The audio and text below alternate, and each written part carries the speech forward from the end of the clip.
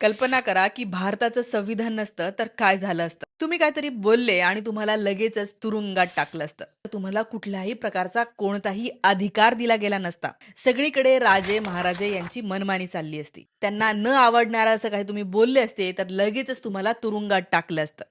स्त्रिया, दलित, अल्पसंख्याक यांना काय हक्क असते का? बिलकुल नाही. कुणालाही मतदानाचा अधिकार नसता, शिक्षणाचा अधिकार नसता किंवा नोकरी आणि न्याय मागण्याचा हक्क सुद्धा आपल्या कुणालाही नसता. तो हक्क फक्त काही मूठभर श्रीमंत लोकांनाच राहिला असता किंवा काही एकाच जातीच्या लोकांना राहिला असता. निवडणुका झाल्या असत्या का? नाही. सरकारं बदलली असती का? नाही. फक्त मनमानी आणि अराजकता आणि आपल्या सगळ्या हक्कांची, अधिकारांची, जमिनींची लूट होत राहिली असती. धर्म, जात, भाषा याच्यावरून रोज भांडणं होत राहिली असती. नाही, तशी आता होतातच. म्हणूनच तर आपण म्हणतो ना, की हे संविधानाला न मानणारे लोक आहेत. सगळ्यात महत्त्वाचं, भारत एक देश म्हणून टिकला नसता.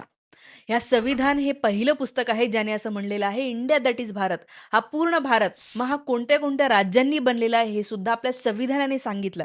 नाहीतर पूर्वी दक्षिणेतलं राज्य वेगळं होतं, त्या काश्मीरमधला राजा वेगळाच होता, नॉर्थ ईस्टमध्ये वेगळेच राज्य होते आणि या सगळ्यांना आपापलं राज्य, आपापलं राज्य टिकवण्यामध्ये आणि तिथेच राहण्यामध्ये खुशी होती. याच्यापैकी कोणीही हे सगळं भारत एक व्हावा याच्यासाठी फारसे प्रयत्न नाही केले. ते संविधानाने प्रयत्न केलेले आहेत.